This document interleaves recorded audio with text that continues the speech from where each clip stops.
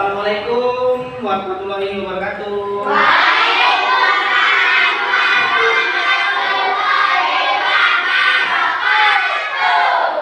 Selamat pagi anak-anak. Gimana kabar kalian hari ini? Baik, alhamdulillah. Sehat semuanya? Tadi pagi sarapan tidak? Sarapannya pakai apa? Pakai makanan yang bergizi. Ada 7 kebiasaan anak hebat Indonesia. Salah satunya sarapan yang bergizi.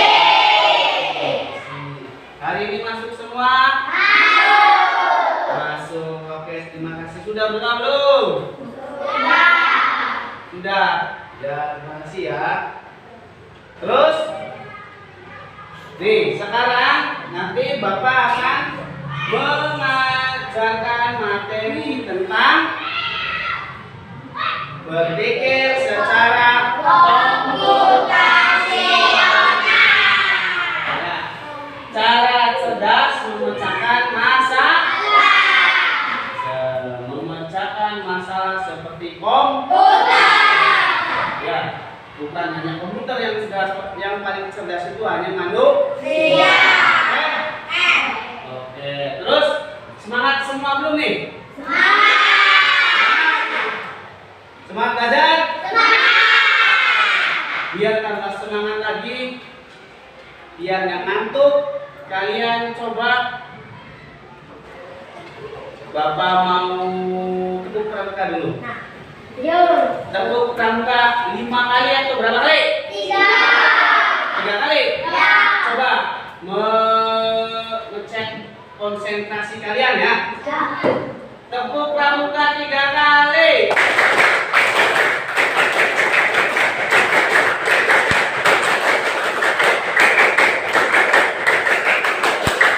Oke, berarti sudah siap ya? Berpikir komputasional, cara cerdas memecahkan masalah.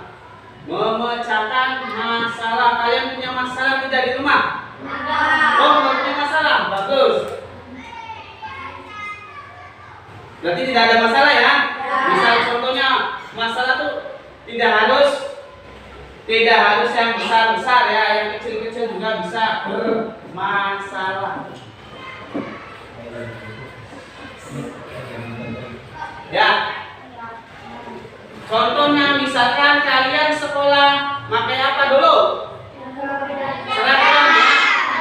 Waktu kalian kecil sudah bisa belum pakai baju sendiri? Memecahkan masalah tidak buat kalian? Ya, nah gimana cara memecahkan masalahnya? Kalau pakai baju gimana cara pakai baju? Pertama, masuk tangan kiri atau tangan kanan. Setelah masuk semua baru berarti kalian sudah mengancing baju, sudah rapi, itu sudah memecahkan masalah ya. Nanti nih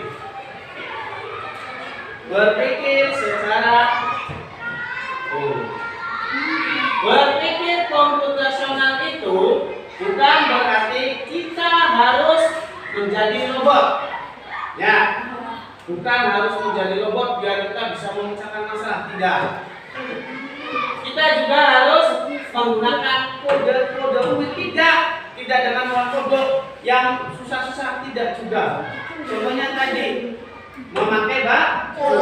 Dulu kita susah memakai baju, tapi sekarang bisa memakai baju. Berpikir komputasional itu adalah metode atau cara berpikir yang memecahkan masalah secara rumit, secara metodis, seefisien dan logis, mirip dengan cara ilmuwan komputer membuat program. Ya, ini adalah keterampilan dasar yang berguna untuk semua orang. bukan hanya programmer. Baru programmer, tahu nggak? Tahu ya, programmer itu yang YouTuber tuh, yang TikTok selebgram, itu programmer dan itu ya. Lanjut. Terus ada 4 pilar utama berpikir secara komputasional. Ada 4. Ya, ada 4 pilar, 4 tiang yang harus kita pahami. Pertama, dekomposisi. Yang kedua, pengenalan pola. Yang ketiga, abstraksi. Yang keempat, kalian pernah belum dengar kata-kata ini? Belum ya? Nah, sekarang nanti Bapak terangkan, Bapak jabarkan tentang dekomposisi itu apa, pengenalan pola itu apa, dan abstraksi serta algoritma itu apa. Biasanya kalian kan dengar ya, algoritma ya, sama selebgram tuh. Nanti Bapak terangkan algoritma itu seperti apa, oke? Kalian perhatikan dulu. Terus ada? Nah, ini gambar apa itu? Nasi goreng. Dekomposisi adalah proses membagi masalah. Dekomposisi adalah proses membagi masalah. Masalahnya itu dibagi-bagi. Masalah yang rumit dan masalah besar menjadi komponen-komponen yang lebih kecil, menjadi bagian-bagian yang lebih kecil, ya, dan lebih mudah dikelola. Oke?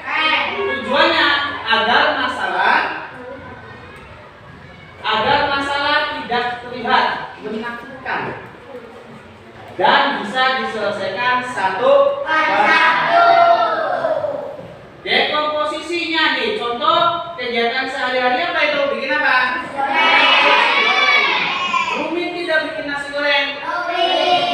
Rumit. Nah, kalau kita bikin nasi goreng itu rumit, ya, nih, nanti Bapak jabarkan dulu yang rumit-rumitnya menjadi bagian-bagian yang sebelum menjadi nasi goreng itu, ya, coba duduknya yang benar dulu.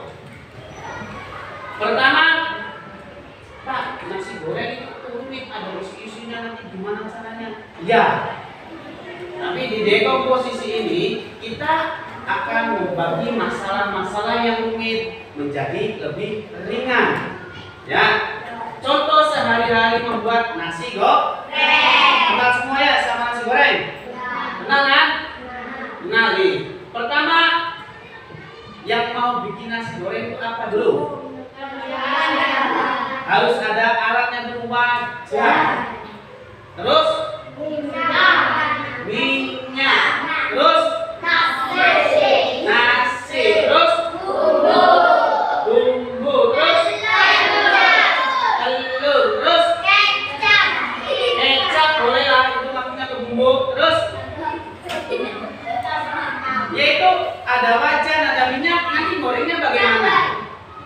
Yang buat goreng apa namanya? Kompor, ya. Lupa ya. Masa ada wajannya, nanti kita gorengnya gimana? Ada alat-alatnya ya. Bahannya ada telur, ada bumbu kecap, bawang merah, ada tidak? Ada. Bawang putih? Ada. Ditumbuk secara halus nasi dan terus mengiris. Tadi bumbu-bumbu yang sudah disiapkan kita diiris-iris dulu menjadi lebih kecil, diiris halus atau diulek, bisa juga diblend. Terus menggoreng telur dulu digoreng, kasih minyak, telur dulu digoreng, sangseng ya. Masukkan bumbu yang sudah dipotong, ya kan? Sama kecap, ditumis, digongsang-gangseng, harum. Aromanya tercium, baru mencampur semua bahan masakan, nasi segala macam jadi satu. Taruh di wajan, kasih kecap, terus kita lanjutkan ke gongsang lagi sampai nasinya kecoklatan dan matang. Awas, jangan sampai gosong. Ya, tidak nikmat lagi, oke? Nah, itu dekomposisi. Berarti dekomposisi itu apa? Dekomposisi itu masalah besar dibagi-bagi atau dipecah-pecah menjadi masalah yang mudah atau yang kecil lah, ya kan? Terus lanjut ke pengenalan pola. Ini sama juga. Ini apa nih? Gambarnya apa? Mie goreng dan capcay. Nah, mie goreng dan capcay. Pengenalan pola, kemampuan untuk mengidentifikasi pola, tren atau paralel, ya, dalam data atau di antara masalah-masalah kecil yang telah dipecah. Tujuannya adalah apa? Membuat solusi menjadi lebih efisien. Jika menemukan pola, kita bisa menyelesaikan masalah serupa dengan cara yang sama.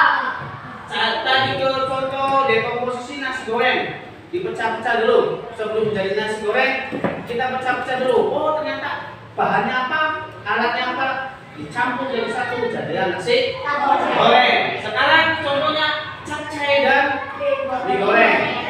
Bapak mau tanya dulu, siapa yang kalau di rumah ditinggal sama mamanya ke sawah atau kerja atau ke pasar bikin makanan sendiri, bikin mie? Wih, banyak ya. Ada Aska, ada Faisal, ada Hisyam, ada Bilal, Yusuf. Bisa semua bikin mie ya? Gampang tidak? Gampang. Nah, ini caranya, itu pengenalan pola. Nah, saat membuat nasi goreng, langkah-langkahnya kalian harus menulis, ya, menulis bumbu. Kalau bikin mie, hampir sama, ya. Kalau mie instan, bumbunya kan sudah ada di bungkus mie-nya, ya tidak? Terus tinggal kita apa? Masukkan bumbunya, ya. Masukkan bumbunya, masukkan mie-nya, direbus. Sama saja dengan memasak digoreng dengan capcay. Ya. Nanti kita sama seperti itu. Ya. Bikin capcay dan digoreng sama kayak bikin nasi goreng. Bumbunya diharumkan dulu biar pada kecium semua tuh tetangga-tetangga yang oh lagi masak apa tuh daus. Oh, masak mie goreng ya. Terus lanjut ke abstraksi. Ya, ke abstraksi, prosedur untuk menghilangkan data. Abstrak itu tak nampak. Ya. Abstrak itu tak nampak. Kayak bayangan, abstrak, tidak jelas, ya.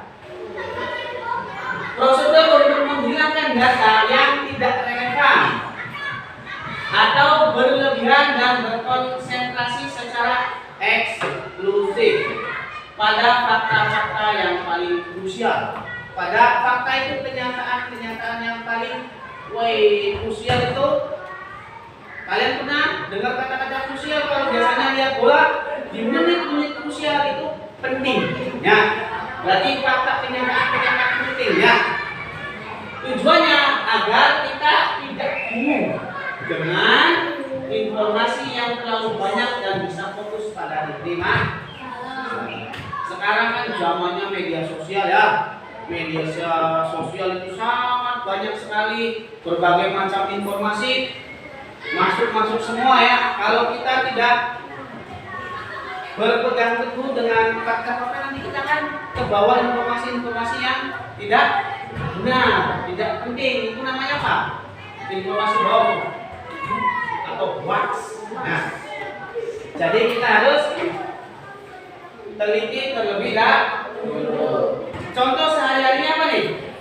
Kalian lagi apa itu? Lagi apa? Mengendarai sepeda. Kalian kalau bersepeda, nih kelas berapa? 5 B.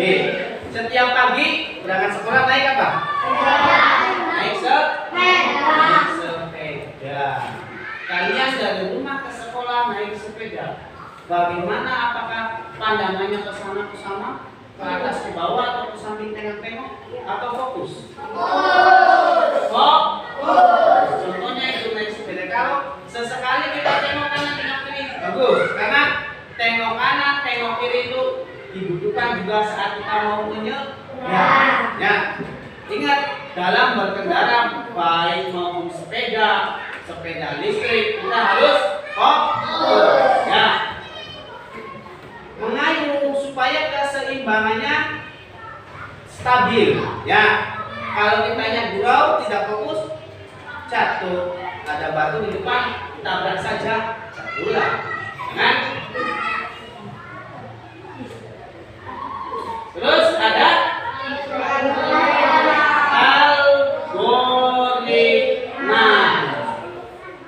Algoritma itu serangkaian langkah-langkah atau aturan yang jelas dan berurutan untuk menyelesaikan suatu masalah. Algoritma adalah hasil akhir dari 3 pilar sebelumnya. Ada berapa pilar untuk berpikir komputasional? 4 pilar pertama dekomposisi, yang kedua pengelolaan yang ketiga tadi apa? Abstraksi, yang keempatnya algoritma. Algoritma yang keempat ini adalah hasil dari tiga pilar yang tadi. Algoritma itu adalah hasil akhir dari 3 pilar yang sebelumnya. Apa algoritma itu? Langkah-langkahnya. Ya, contohnya yang tadi dekomposisi, bikin nasi goreng. Langkah-langkahnya tadi seperti apa? Langkah-langkah bikin nasi goreng tadi. Nah, ambil wajan dulu, ada kompor gas dulu, ada minyak, ada spatula ya namanya. Korek besi, tapi itu namanya spatula, kayak di SpongeBob tuh, Patrick. SpongeBob spatula. Nah, terus kita iris bumbunya, ditumis. Kalau sudah harum, dimasukkan semua bumbu-bumbunya. Nah, itu langkah-langkah algoritma. Nah, ciri-ciri algoritma dengan baik. Algoritma yang baik yaitu 1, urutannya jelas. Kedua, tidak ambigu. Yang ketiga, pasti bersih setelah masalah selesai. Pak, tidak ambigu itu apa? Tidak memiliki arti ganda. Ya, tidak memiliki arti ganda. Contoh, bisa dalam artian bisa juga bisa, atau bisanya hilang racun. Nanti itu ganda kan artinya. Contoh sehari-hari Pak, tadi resep makanan. Ya, resep makanan atau masakan atau petunjuk perakitan, permainan, tutorial cara melakukan sesuatu. Contohnya tadi di awal-awal kalian waktu kecil belum bisa pakai baju. Ya, jadi algoritmanya Pak, urutannya apa? Bagaimana cara memakai baju? Pertama, buka dulu kancingnya. Ya tidak? Ya. Terus masukkan tangan kiri atau tangan kanan, ya kan? Setelah itu tutup kembali. Set, terus dikancing. Nah, itu urutannya. Nanti kalau urutannya selesai, benar pasti berhenti setelah masalah selesai. Kalian sudah pakai baju, selesai tidak masalahnya? Selesai kan? Sudah selesai masalahnya, kalian sudah pakai baju. Ya. Terus lanjut. Nih. Ini contoh penerapannya ya.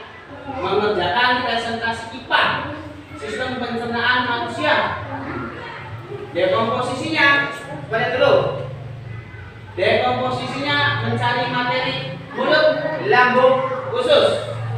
Terus yang kedua membuat slide. Ya, ini yang gunakan slide yang seperti ini. Ya. Terus mendesain tampilan slide.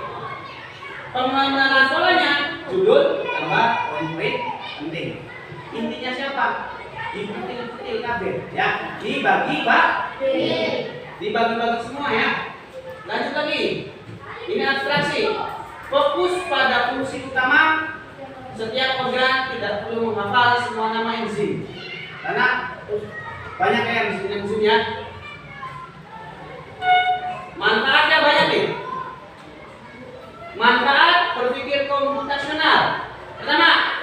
melatih kemampuan berpikir secara logis dan terstruktur. Yang kedua, membantu merencanakan sesuatu yang lebih efektif dan efisien. Membantu tidak? Contoh kalian, saya tuh Pak belum bisa bikin nasi goreng. Kita browsing di Google, cari cara menggunakan atau cara membuat nasi goreng. Muncul kan? Ya kan? Baru kita bikin. Membantu apa tidak itu? Sangat membantu. Kalau misalkan tidak ada berurutan, nanti nasi dulu, bumbunya belakangan. Ya kosong nasinya. Bumbunya belum masuk, ya. Terus membantu menjadi pemecah masalah. Ya kan? Membantu menjadi pemecah masalah.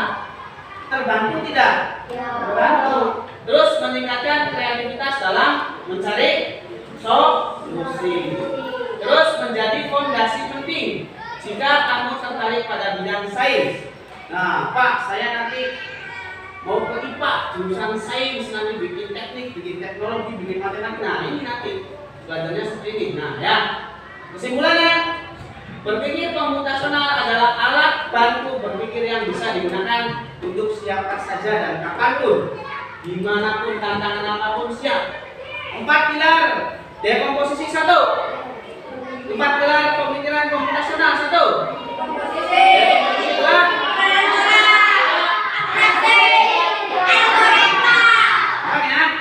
Dekomposisi itu memecahkan masalah. Lebih ke C dan U. Ya.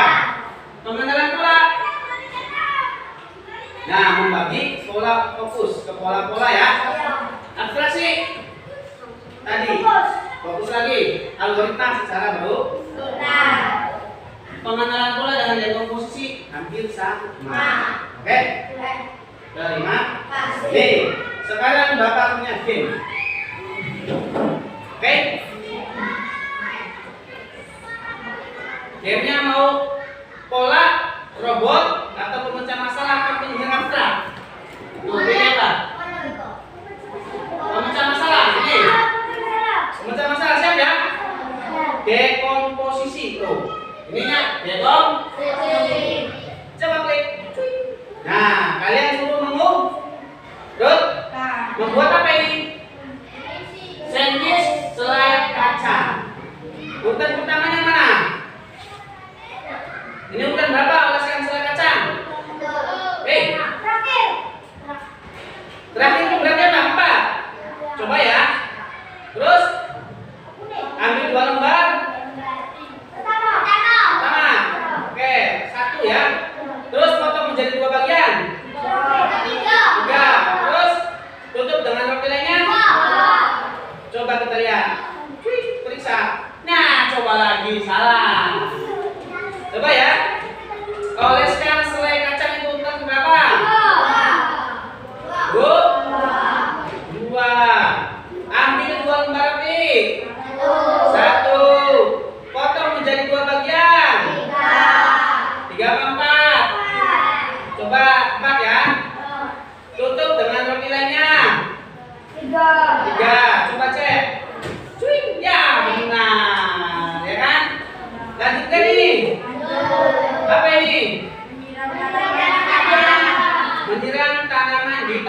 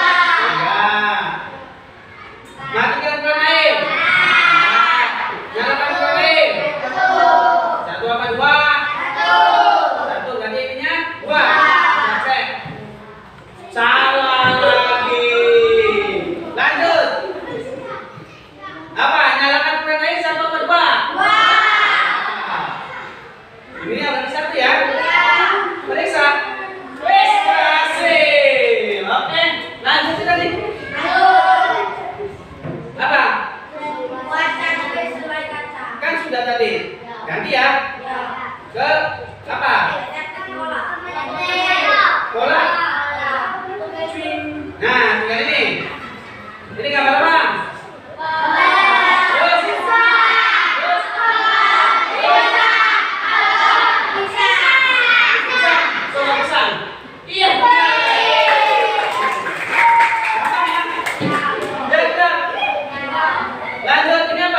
Lanjutkan pola berikut ini angka berapa?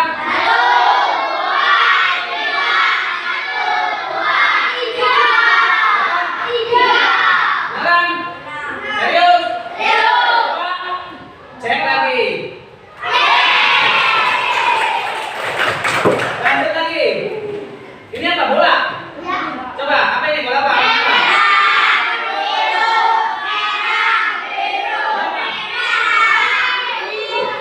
Apa? Coba cek kuning. Salah.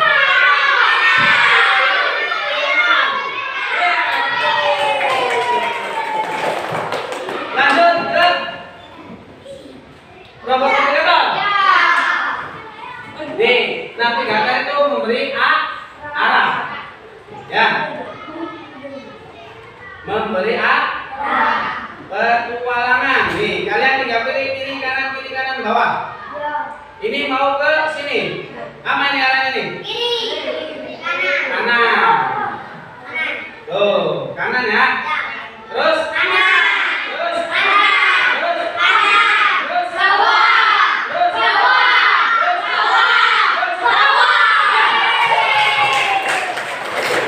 Oke, nah. Ini permainan berkayang secara tidak sadar sudah pola. Sudah tahu ya, tadinya warna merah biru itu namanya pola. Tadi dekomposisi membuat selai kacang, menyiram air. Tadi urutannya 1, 2, 3, 4 nggak bisa. Sekarang navigasi sudah bisa juga. Nah itu semuanya itu berpikir secara komputasional ya. Ya ini berpikir secara logika atau logis ya. Paham semuanya ya? Ingat, ada berapa Pak? Pilar 4. Ada 4 pilar berpikir secara komputasional. 1. Kelompok. 2. 3. 4. Algoritma. Itu semuanya berpikir secara komputasional dan berpikir secara logis. Asal-asalan saja ya. Nah, kalau sudah paham semua kan, nanti Bapak ambilkan akan bagian LKPD kalau kalian semua, oke? Oke.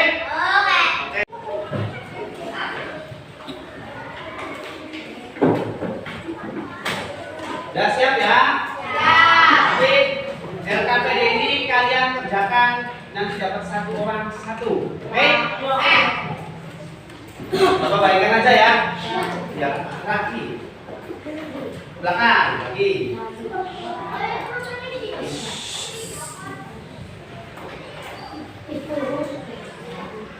Udah. Belakang ada berapa orang?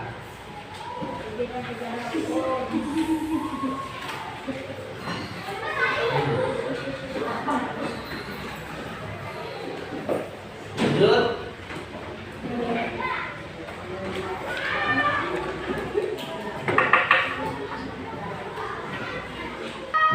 Yang segitiga simbolnya berapa? Buka 0 atau O. Lobe persegi panjang. Nah, kalian di sini gini. Ada yang sudah selesai?